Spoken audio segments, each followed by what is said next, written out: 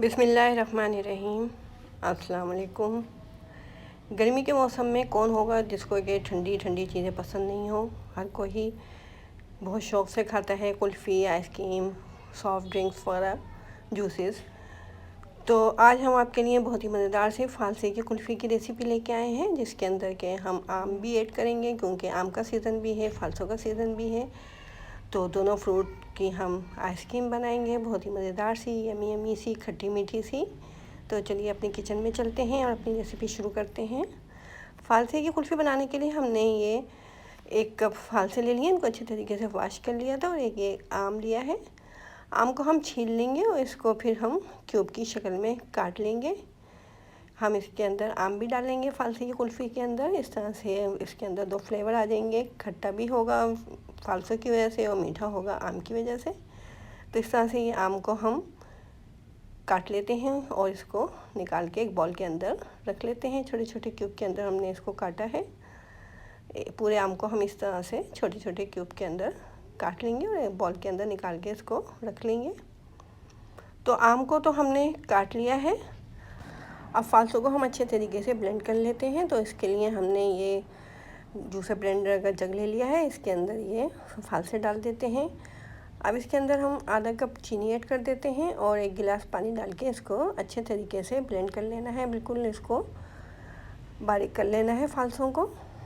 अच्छे तरीके से इनको ब्लेंड करने के बाद फिर हम इनको स्ट्रेन कर लेंगे किसी भी स्ट्रेनर में रख के ताकि इसका जो गूदा है वो स्ट्रेनर के ऊपर ही रह जाए और जो इसका नीचे जो पल्प वगैरह है वो निकल जाए।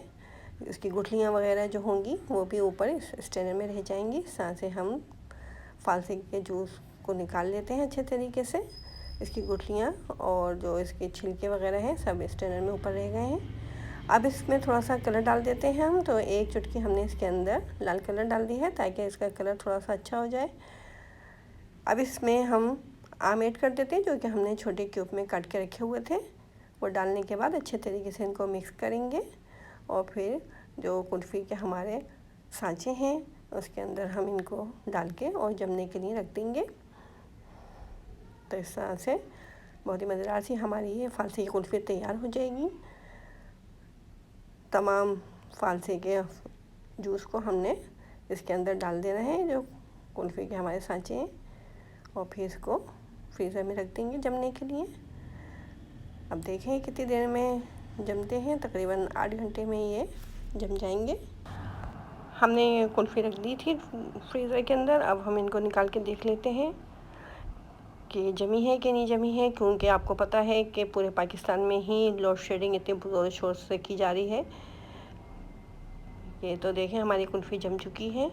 अब हम दूसरी वाली को निकाल के देखते हैं। ये सही तरीके से नहीं जमी है, बिल्कुल ये हार्ड नहीं हुई है।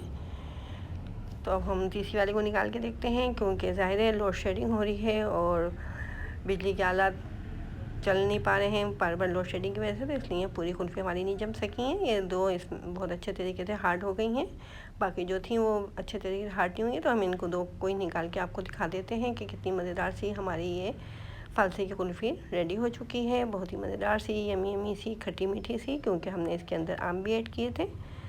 तो फ़ालसे की इस कुल्फ़ी को आप ज़रूर ट्राई कीजिए इन गर्मियों में। इंशाल्लाह आपको बहुत ही पसंद आएगी ये, और बच्चे तो बहुत ही ज़्यादा शौक़ से खाएंगे। तो हमारी इस रेसिपी को ज़रूर ट्राई कीजिए। कमेंट बॉक्स में मुझे बताइए कि आपको हमारी ये रेसिपी कैसी लगी। और अगर आप मेरे चैनल पर नए हैं और अभी तक आपने मेरे चैनल को सब्सक्राइब नहीं किया है तो जल्दी से मेरे चैनल को सब्सक्राइब कीजिए, लाइक कीजिए और अपने दोस्तों और रिश्तेदारों के साथ ज़रूर शेयर कीजिए।